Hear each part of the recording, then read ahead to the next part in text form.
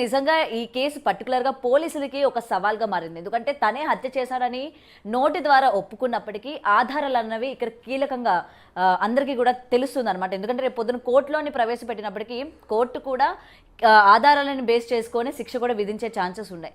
మరి ఇటువంటి ఆధారాలు మిస్ అయినప్పుడు ఏం చేస్తారు? పోలీసుల యొక్క నెక్స్ట్ స్టెప్ ఏంటి? అసలు గురుమూర్తి నిర్దోషిగా బయటకొచ్చేస్తాడా? ఇలా చాలా క్వెషన్స్ రైజ్ అవుతూ ఉన్నాయి. సో వీటి గురించి మాట్లాడితే మీ వాళ్ళు మనతో పాటు క్రిమినల్ లాయర్ తిరుపతి వర్మ గారు ఉన్నారు. ఆయనతో మాట్లాడి మరిన్ని విషయాలు తెలుసుకునే ప్రయత్నం చేద్దాం. సార్ నమస్తే అండి. అసలు ఇలాంటి ఇది చెప్పడానికి కూడా అసలు తీసుకోలేకపోతున్నాం సార్. ఇంత క్రిమినల్ మైండ్తో ఉంటారా జనాలు? అంటే అందరినీ అని కాదు, రీసెంట్గా ఇలాంటి ఇష్యూస్ మనం చూస్తూ ఉన్నాం. ఢిల్లీలోని, ముంబైలో కూడా సేమ్ ఇలాగే పీసెస్లో కట్ చేసి పడేయడం కావచ్చు. ఇలా ముఖ్యంగా ఈ ఇన్సిడెంట్ చూసుకుంటే చంపాడని ఒప్పుకుంటున్నాడు, కానీ ఆధారాలు లేవు. అసలు పోలీసులు ఏ విధంగా దీన్ని బయటికి తీసుకొస్తారు? జనాలు కూడా వెయిట్ చేస్తూ ఉన్నారు. ఎటువంటి ఆధారాలు ఎక్కడైనా సరే ఒక క్లూ అయినా వదిలిపెడతాడా? అసలు ఒకవేళ ఇంత దారుణం చేశాక అయితే నిర్దోషిగా బయటకు వచ్చేస్తాడేమో. ఒకవేళ వచ్చేస్తే రేపు పొద్దున పిల్లల భవిష్యత్తు ఏంటి? ఇలాంటి వాడు సమాజంలో తిరగడానికి అసలు అర్హత ఉందా అని చెప్పి చాలా క్వశ్చన్స్ రైజ్ అవుతూ ఉన్నాయి. ముఖ్యంగా ఈ కేసులోని ఎలా చూడొచ్చు అంటారు సార్? ఇప్పటివరకు ఆధారాలు లేవు.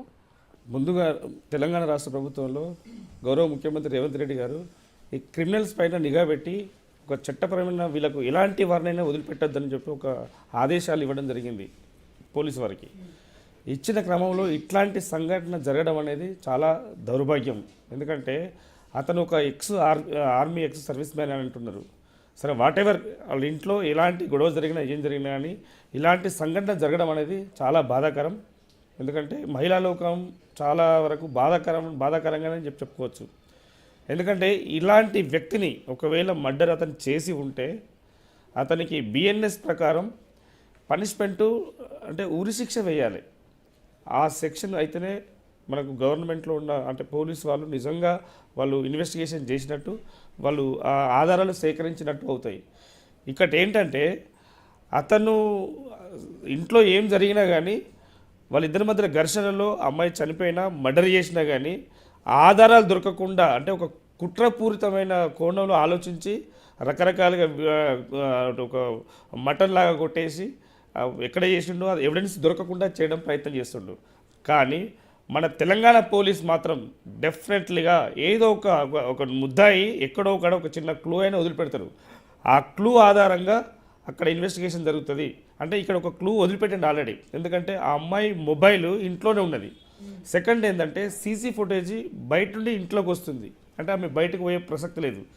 థర్డ్ ఏంటంటే మిస్గైడ్ చేసి వాళ్ళ పేరెంట్స్ని మిస్గైడ్ చేసి మిస్సింగ్ కేసు పెట్టించిండు. ఎందుకంటే ఏం లేదు, నిన్న గొడవ అయింది, చిన్న గొడవ అయింది, ఆమె వెళ్ళిపోయింది అని చెప్పి సింపుల్గా చెప్పేసిండు. కానీ ఆయన ఒక ప్లాన్ అనేది, మర్డర్ ప్లాన్ అనేది ఇంటెన్షనల్లీ ఆయన వేరే ఒక లోపల వేరే భావం పెట్టుకొని ఆమెను మర్డర్ చేసిందని చెప్పి భావించవచ్చు. సో దీనికి సంబంధించి ఆయనకు కఠినమైన పనిష్మెంట్ ఉంటుంది. సో దానికి అంటే ఇన్వెస్టిగేషన్ బట్టి పోలీసు వాళ్ళ ఇన్వెస్టిగేషన్ బట్టి ఇప్పుడు ఇన్వెస్టిగేషన్ జరుగుతుంది. ఇప్పుడు ఎందుకంటే అంటే ఇక్కడ మీడియా ద్వారా కానీ లేకుంటే అక్కడ పబ్లిక్లో కానీ చాలా హడావిడిగా అక్కడ జరుగుతున్న సంఘటన బట్టి మనకు కొన్ని క్లూస్ వచ్చే అవకాశం ఉంది. అప్పటి వరకు మనం వెయిట్ చేయాలి. ఓకే. అండ్ సార్, ముఖ్యంగా ఇక్కడ ఆధారాలు అని అంటే మనకి నిన్నటి నుంచి తను కత్తి అంటే ఏదైతే ఉపయోగించాడో కొట్టడానికి, బాడీని కొట్టడానికి ఆ దిమ్మ ఏదైతే ఉందో అది అన్నట్టు చూపిస్తూ ఉన్నారు. అక్కడ కూడా ఏమి ఆధారాలు లేవు. అయితే స్పెషల్గా ఒక టీంని దించారు, బ్లూ రే, దాని ద్వారాగా క్లూస్ని కనుక్కునే ఛాన్సెస్ ఉన్నాయని అన్నారు. ఈ బ్లూ రే అన్నది ముఖ్యంగా ఈ కేసులోని ఎటువంటి పాత్ర పోషిస్తోంది? అంటే అక్కడ ఆధారాలు సేకరించడానికి బ్లూరే అంటే ఫోరెన్సిక్ వాళ్ళు వస్తారు. ఫోరెన్సిక్ వచ్చి వాళ్ళ హెయిర్స్ కానీ లేకుంటే ఏమన్నా క్లాత్ కానీ లేదంటే అక్కడ మనకు తగిన ఇక్కడ ఈ పదార్థాలు ఉంటాయి, నోటి నుండి వచ్చే ద్రవ పదార్థాలు ఉంటాయి, అవి పడ్డా కానీ ఏదో ఒక క్లూ అక్కడ దొరికే అవకాశం ఉంటుంది. ఆ క్లూ ద్వారా ఏ విధంగా అయినది అనేది అక్కడ నుంచి ఇన్వెస్టిగేషన్ స్టార్ట్ చేస్తారు. సో ఆ ఇన్వెస్టిగేషన్లో దొరికే ఛాన్సెస్ ఎక్కువ ఉన్నాయి, ఇన్వెస్ట్ చేస్తారు. సో ఎలా అయినా సరే దొరికే ఛాన్సెస్ ఉన్నాయి, 101% దొరుకుతారు. ఎందుకంటే తెలంగాణ పోలీసు అనేది చాలా గట్టిగా ఉండేది, భద్రంగా ఉండదండి. ఎందుకంటే మహిళల పట్ల ముఖ్యంగా మహిళలకు వాళ్ళకు సెక్యూరిటీ ఇవ్వడానికి వాళ్ళు సాయశక్తిలో ప్రయత్నం చేస్తున్నారు.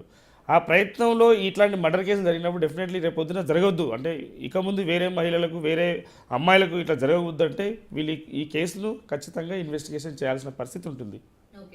అండ్ ఇంకొకటి సార్, అంటే నిన్నటి నుంచి అది చూస్తున్నప్పుడు నాకు చాలా క్వశ్చన్స్ రైజ్ అయినాయి అనమాట. మేబీ తను ఏమైనా పోలీసుల్ని డైవర్ట్ చేస్తున్నాడా, నేను ఈ చెరువులో వేశానని చెప్పి, లేకపోతే వేరే చోట నేను పిండి చేసి వేశానని చెప్పి. నిజంగా ఇది సాధ్యమా? ఒక హ్యూమన్ బాడీని అట్లా మటన్ లాగా కొట్టేసి దాన్ని ఎండబెట్టేసి పౌడర్ చేయడం అంటే నిజంగా సాధ్యమా? ఇలా పోలీసుల్ని మిస్గైడ్ చేస్తున్నాడేమో అన్న ఒక అది కూడా వచ్చింది అతని మీద. ఎలా చూడొచ్చు అంటారు? అది నిజమే అనుకోవచ్చా? అంటే ఏమైనా పోలీసులు తప్పుదోవ పట్టించే ప్రయత్నం చేస్తున్నాడు అని. అంటే వాళ్ళకి ఏ విధమైన గొడవ అయినా జరిగినా కానీ చనిపోయిన తర్వాత, అమ్మాయి చనిపోయిన తర్వాత ఈ కేసు నుండి ఏ విధంగా బయటపడాలని ఒక టెక్నికల్గా ఆలోచించుంట తను.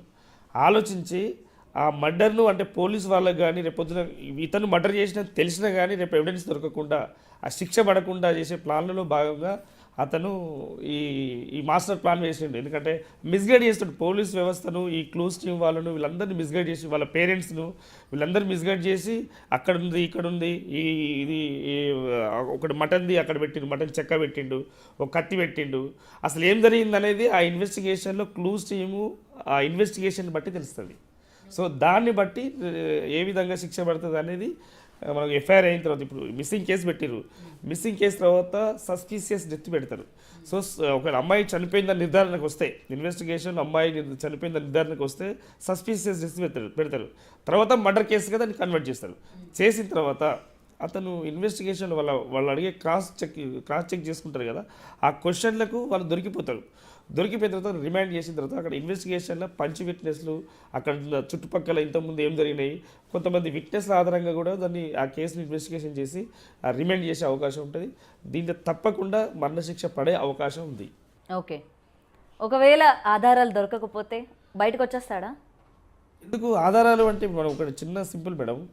ఇప్పుడు అమ్మాయి లోపలికి వెళ్తుందని ఒక సీసీ కెమెరా దొరికింది, దాన్ని అయితే ఎవరైతే పోగొట్టరు, ఎందుకంటే అక్కడ ఉన్నది కంపల్సరీ రికార్డ్ అయి ఉన్నది. అది కానీ కోర్టులోనే అది ఒక్కటి సరిపోతుంది అంటారా? అంటే దాన్ని ఆ కోణంలో ఇంకా ఇన్వెస్టిగేషన్ చేస్తారు కదా. ఇప్పుడు ఆ ఇన్వెస్టిగేషన్లో చెప్పాను కదా, నోటి నుంచి ద్రవ పదార్థాలు, చెవుల నుండి, ముక్కు నుండి, హెయిర్ నుండి, ఇంకా ఎక్కడెక్కడో పదార్థాలు ఉంటే అవి పడే అవకాశం ఉంటుంది. సో దానివల్ల కూడా ఇన్వెస్టిగేషన్ చేసే అవకాశం ఉంటుంది. ఆ ఇన్వెస్టిగేషన్లో వాళ్ళు అంటే ఏం ఎవిడెన్స్ దొరుకుతుందో దాన్ని బట్టి ముందుకు పోతుంది, కేసు ముందుకు పోతుంది. సో రిమాండ్ అయిన తర్వాత ఆ కేసు ఈ మొబైల్ డాటా ఆధారం ఉంటుంది. ఎందుకంటే ఇంతకుముందు గతంలో ఏమైనా జరిగినాయా, సంఘటన జరిగినాయా, లేకుంటే ఇతనికి ఆయనకు ఆమెకి ఏమైనా సంభాషణ జరిగిందా, ఆ కోణంలో ఆలోచిస్తారు. బయటికి వెళ్ళిన తర్వాత రిలేటివ్స్ ఉంటారు కదా, రిలేటివ్స్ దగ్గర ఏమేమి జరిగింది, ఎందుకంటే ఒక్కరే కాదు కదా, ఒకటే ఇంట్లోనే కాదు కదా, దీనికి సంబంధించిన ఏదేది ఆధారాలు ఉంటాయో అవన్నీ సేకరించడానికి ప్రయత్నం చేస్తున్న క్రమంలో కొన్ని క్లూస్ దొరికే అవకాశం ఉంటుంది. డెఫినెట్లీ అది ఆ నిందితుడు శిక్షింపబడతాడు. ఓకే, కానీ నిన్న పోలీసులు ఇన్వెస్టిగేషన్లోనే అతను చెప్తున్న సమాధానాలు ఇవి అని చెప్పి పోలీసులు బయట చెప్పిన తర్వాత, నిజంగా ఇంత క్రైమ్ చేసి లిటరలీ 13 ఏళ్ళు తనతో పాటు ఉన్న వ్యక్తిని ఇంత క్రైమ్ చేసిన తర్వాత ఎక్కడ కూడా పశ్చాత్తాపం లేదు, నేను చేశాను, ఆధారాలు ఏవి చూపించండి, నిరూపించండి అని చెప్పే ధైర్యం కావచ్చు. ఎలా చూడొచ్చు అంటారు సార్? ఇతననే కాదు, ఈ మధ్యకాలం ఇప్పుడు ఇతన్ని చూసి రేపు పొద్దున్న ఇంకొకరు బయటకు వస్తారు.